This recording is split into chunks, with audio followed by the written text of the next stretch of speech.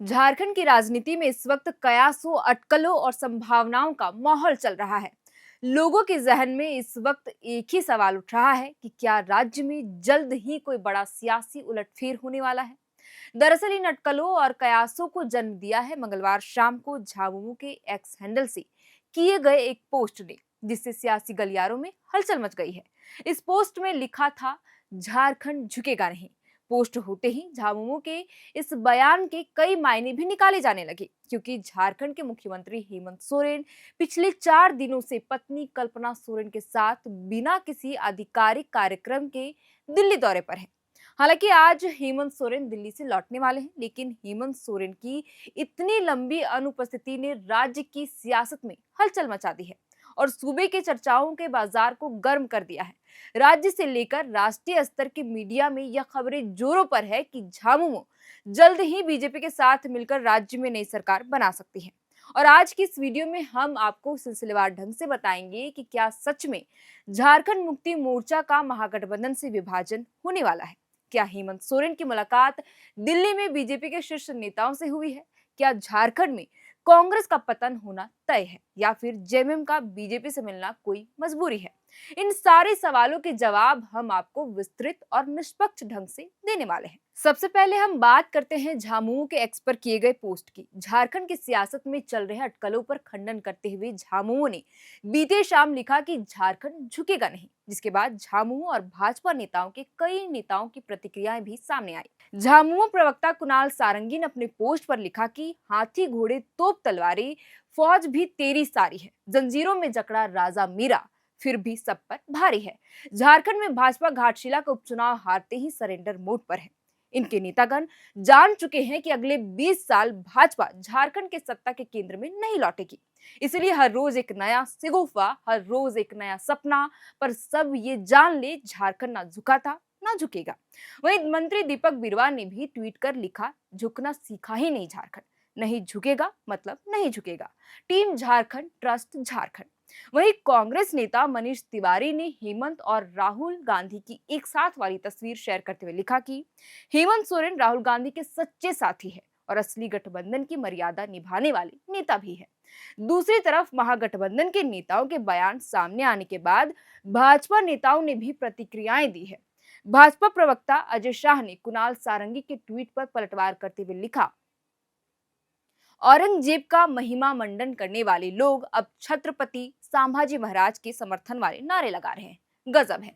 साथ ही झामुमो के पोस्ट पर भी प्रतिक्रिया दी कि इतिहास गवाह है कि जब भी ईडी का शिकंजा कसता है, हेमंत सरकार के भ्रष्ट अधिकारी और नेता तुरंत यह भ्रम फैलाना शुरू कर देते हैं कि उन पर केंद्र सरकार के आगे झुकने का दबाव बनाया जा रहा है।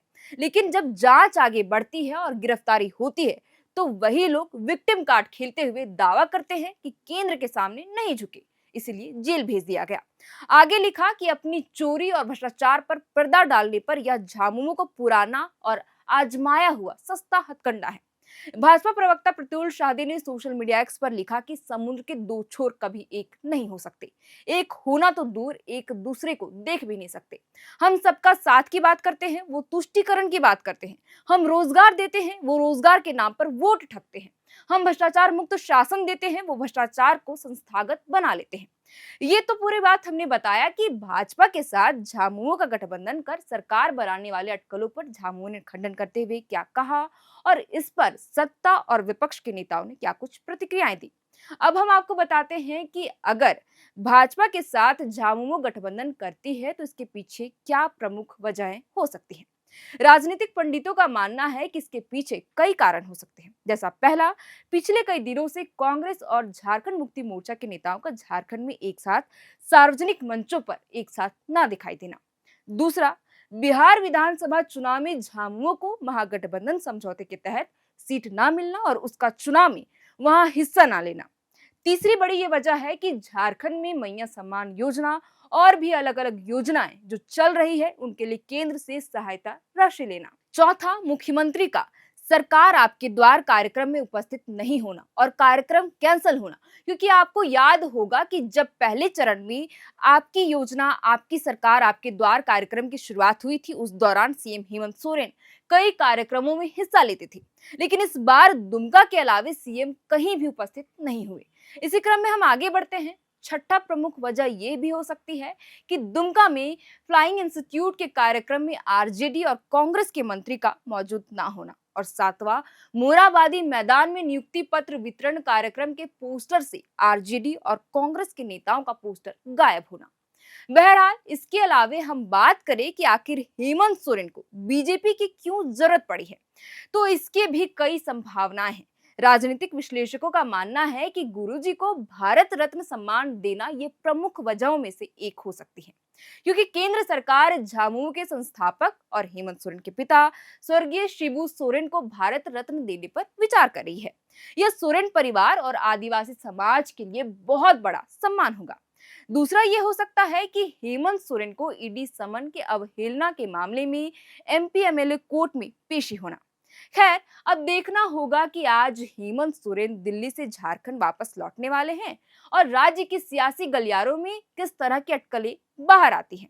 बहरहाल, एक सवाल हम जाते जाते आपसे पूछना चाहेंगे कि पिछले कुछ दिनों से जिस हिसाब से झारखंड की रेलगाड़ी बेपटरी होती हुई नजर आ रही है, आप इस विषय को कैसे देखते हैं या समझते हैं, यह हमें कमेंट बॉक्स पर जरूर बताइएगा।